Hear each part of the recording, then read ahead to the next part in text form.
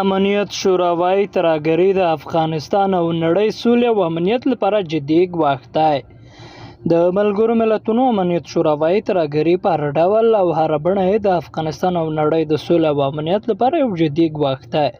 د ملګرو ملتونو امنیت شورا ټینګار کړی چې هر ډول ترهګریز عمل چې په هر ځای کې هر چیرې او د هر چا لخوا وي جنایت ته یو اصلاً د توجیه وړ نه دی. د امنیت شورا غړو د افغانستان په اړه په یوه مطبوعاتي اعلامیه کې چې د سه‌شنبې په ورځ یې خپره کړې ترهګري په هر ډول او بڼه یې چې وي د افغانستان او د نړۍ سوله او امنیت یو جدي ګواښ بللی دی.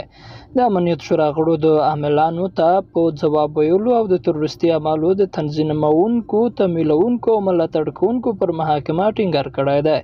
دوی له ټولو دولتونو غوښتي چې د امنیت شورا اړوند پریکړه لیکونو او د نړیوالو قوانینو سره سم د خپلو کړو ژمنو کې پر بنسټ په دې برخه کې فعاله همکاري وکړي. د ملګرو ملتونو امنیت شورا غړو په کابل کې د طالبانو تر کنټرول لاندې بهرنیو چارو وزارت ته څیرمه د ترهګریز برید په ګډون په افغانستان کې ټول ترهګریز بریدونه په کلکه توګه غندلي دي. دغه برید چې د وري په اومه ترسره شو او مسؤلیت یې د شډلې خراسان څنګه اومنه شپږ ملکي کسان پکې ووژل شول او تر لسو ډېر ټپیان شول. د بهرنیو چارو وزارت 53 کلن کارکونکی اسدالله رحماني چې د 16 کلونو رئیس په دې وزارت کې کار کوه هم دغه پیښې له قربانیانو څخه دی.